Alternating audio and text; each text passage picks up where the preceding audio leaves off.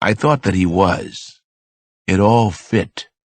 Oh, yes, Scout's honor. The murders in Southeast D.C. Actually, I rather like the concept of being the first celebrated serial killer of blacks. I don't count the clod in Atlanta, if indeed they have the right man down there. Wayne Williams was an amateur all the way. What's with all these serial killer Waynes, anyway? Wayne Williams, John Wayne Gacy Jr., Patrick Wayne Herney, who dismembered 32 human beings on the West Coast. You didn't murder Michael Goldberg? I went back to something he'd said earlier. No, it wasn't intentional at the time.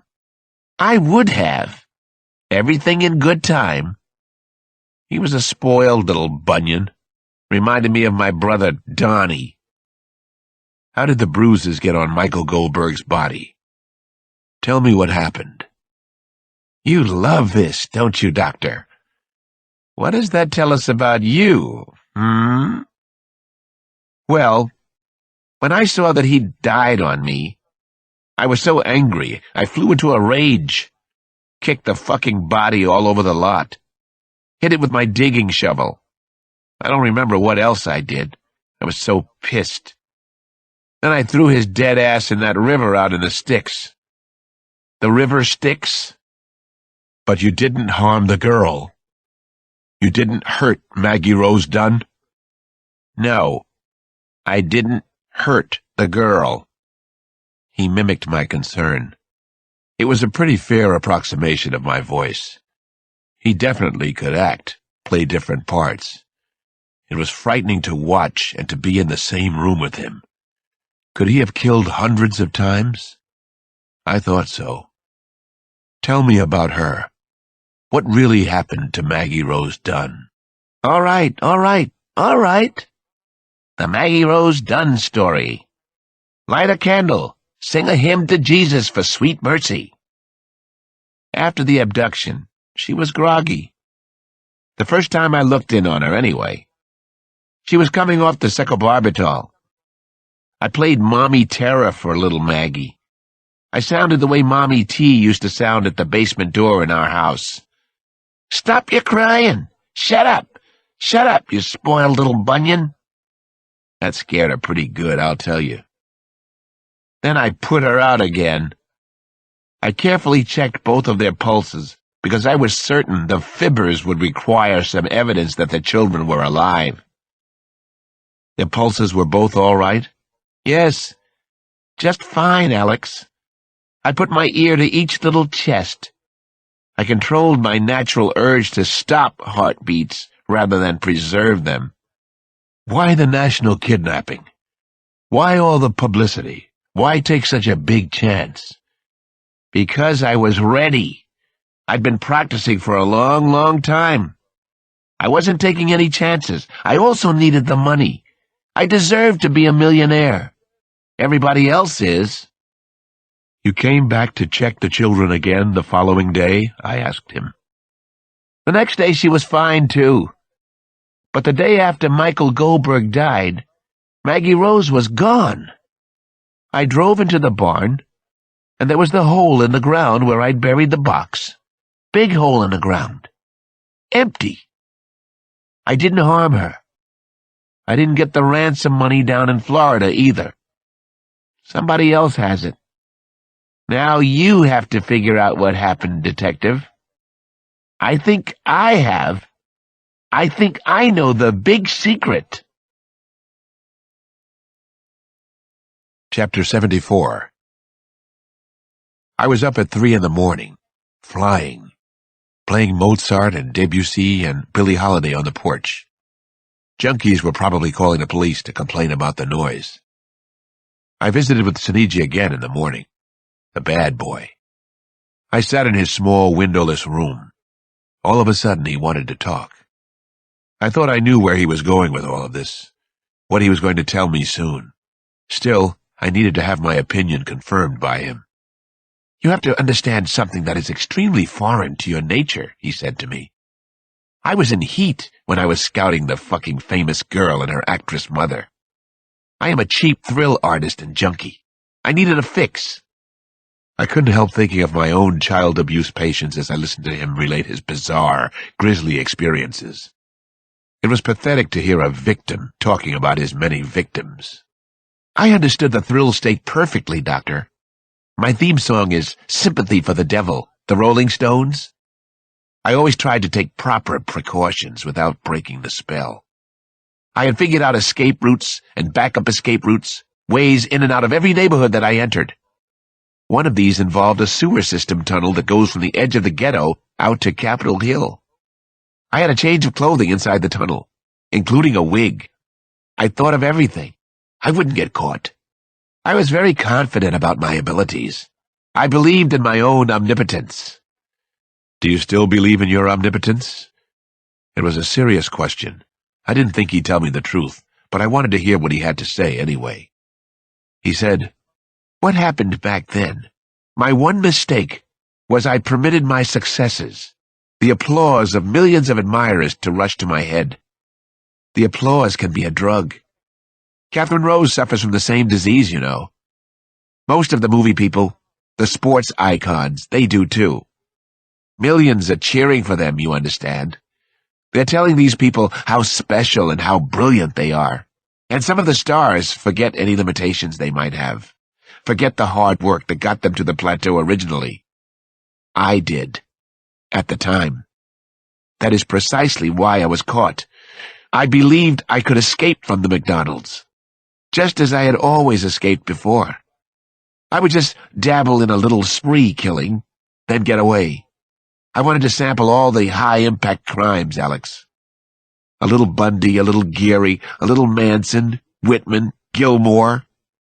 Do you feel omnipotent now, since you're older and wiser? I asked Saniji.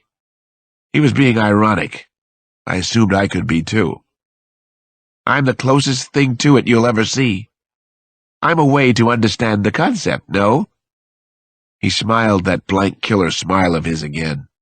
I wanted to hit him. Gary Murphy was a tragic and almost likable sort of man. Saniji was hateful, pure evil, the human monster, the human beast. When you scouted the Goldberg and Dunn houses, were you at the height of your powers? Were you omnipotent then, shithead? No, no, no. As you know, Doctor, I was already becoming sloppy. I'd read too many news accounts of my perfect killing in Condon Terrace. No traces, no clues, the perfect killer. Even I was impressed. What went wrong out in Potomac? I thought I knew the answer. I needed him to confirm it. He shrugged. I was being followed, of course. Here we go, I thought to myself. The Watcher. You didn't know it at the time? I asked Saniji. Of course not. He frowned at the question. I realized I was being followed much later. Then it was confirmed at the trial. How was that? How did you find out you were being followed? Saniji stared into my eyes. He seemed to be staring straight through to the back of my skull. He considered me beneath him. I was just a vessel for his outpouring. But he found me more interesting than the others to talk to. I didn't know whether to feel honored or defiled. He was also curious about what I knew or what I didn't know. Let me stop to make a point, he said. This one is important to me. I have secrets to tell you. Lots of big and little secrets, dirty secrets, juicy secrets. I'm going to give you one secret now. Do you know why? Elementary, my dear Gary, I told him. It's hell for you to be under the control of others. You need to be in charge. That's very good, Dr. Detective. But I do have some neat things to trade. Crimes that go all the way back to when I was 12 and 13 years old. There are major unsolved crimes that go back that far, believe me. I have a treasure trove of goodies to share with you. I understand, I told him. I can't wait to hear about them. You always did understand. All you have to do is convince the other zombies to walk and chew juicy fruit at the same time. The other zombies? I smiled at his slip. Sorry. I didn't mean to be rude. Can you convince the zombies? You know who I mean. You have less respect for them than I do." That was true enough. I'd have to convince Chief of Detectives Pittman, for one. "You'll help me out? Give me something concrete?" "I have to find out what happened to the little girl. Let her parents have some peace at last." "All right, I will do that," Sonichi said. It was so simple in the end. You wait, and you wait. That's the way it goes in almost every police investigation. You ask thousands of questions, literally thousands. You fill entire file cabinets with unnecessary paperwork. Then you ask more questions. You follow countless leads that go nowhere. Then something goes right for a change. It happens every once in a while.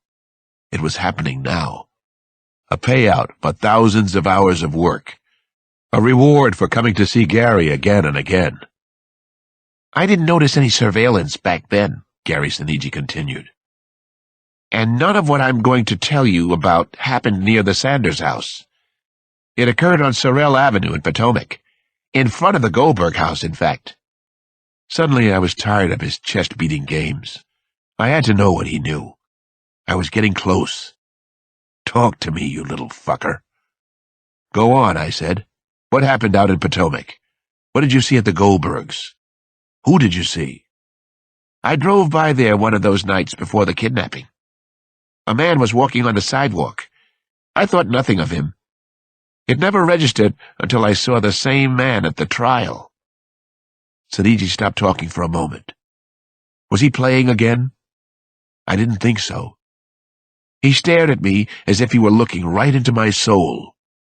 He knows who I am. He knows me, perhaps better than I know myself. What did he want from me?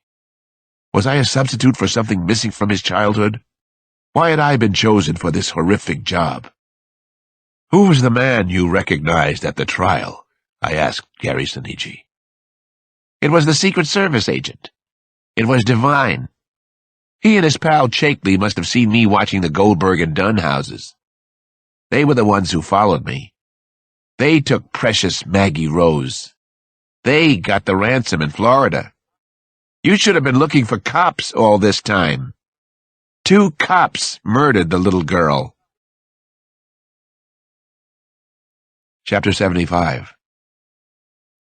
My hunch about Devine and Chakely had been right after all. Sinigi Murphy was the only eyewitness, and he confirmed it. Now we had to move. I had to personally reopen the Dunn-Goldberg case, and with news that no one in Washington would want to hear. I decided to talk to the FBI first. 2 cops had murdered Maggie Rose. The investigation had to be opened up again. The kidnapping hadn't been solved the first time. Now the whole mess was going to blow up once more. I dropped in on my old buddy of buddies, Jerry Scorse at FBI headquarters.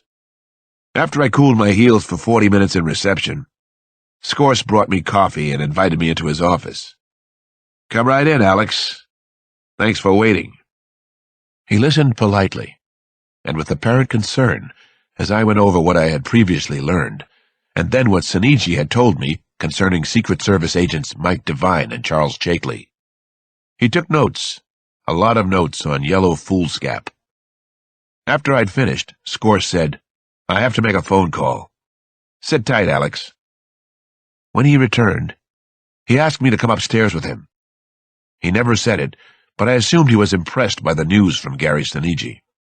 I was escorted to the deputy director's private conference room on the top floor. The deputy, Kurt Wythus, is the number 2 person at the bureau. They wanted me to understand that this was an important meeting. I got it.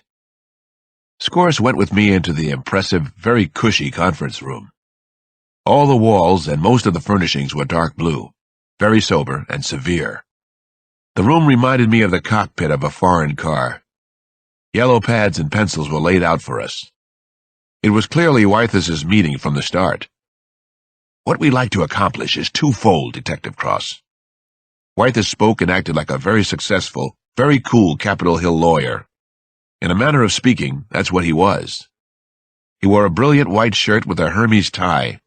He slipped off his wire-rimmed reading glasses when I entered the room. He appeared to be in a dark mood. I'd like to show you all the